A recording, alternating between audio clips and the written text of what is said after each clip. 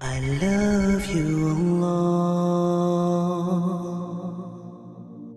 The things that void your fasting, scholars say, are 7. So memorize them, and then you don't have to worry about anything else, because now you know that these 7 nullifies your fasting, nullify your fasting, so anything else does not.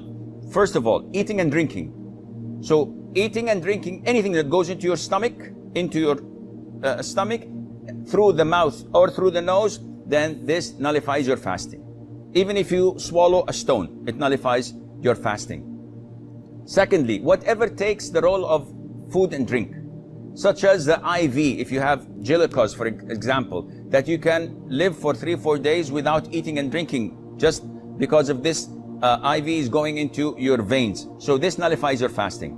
And this means that if I take antibiotics, if I take Voltaren shots, if I take insulin, if I take penicillin, anything that does not nourish me, that does not take the role of eating and drinking, this doesn't nullify your fasting. So if someone says, if I have to take vaccines, does it affect my fasting? No, it doesn't. I have to extract a tooth and the doctor gives me or anesthesia, does it affect my fasting? The answer is no. Thirdly, vomiting intentionally.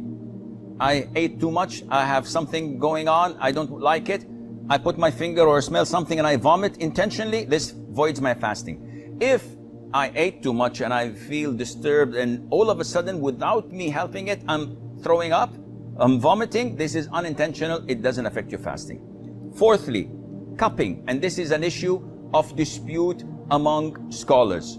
So the most authentic opinion, it's safer not to cup while fasting. Cupping is having scratches and slashes on the back of your neck or on your shoulders and then extracting the rotten blood. And it's a form of healing and medication. It is good. The Prophet encouraged it, alayhi salam. But during fasting, refrain from it because it's an issue of dispute.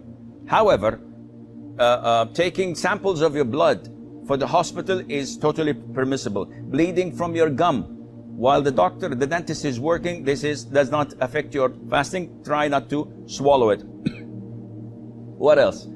Donating blood, if it wears you down and it's a pint or two, if in this case, make it after Maghrib.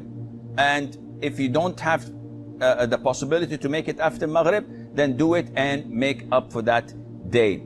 Fifthly, ejaculation. Any person ejaculating while he's awake, of course, because this is different than nocturnal emission. What you suffer or what you have of what they call wet dreams, when you ejaculate while sleeping, this doesn't affect your fasting at all. But if you do it intentionally while awake, by looking at something or thinking or masturbating, this nullifies your fasting. Sixth is intercourse, and this is the highest of all.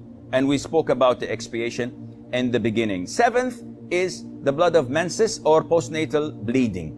These two, if there exist, then the fast is void, even if it's seconds before the adhan of the Maghrib. Now, if you look at toothpaste and look at these 7 categories, you will find that as long as it doesn't go into your throat, you're in the clear.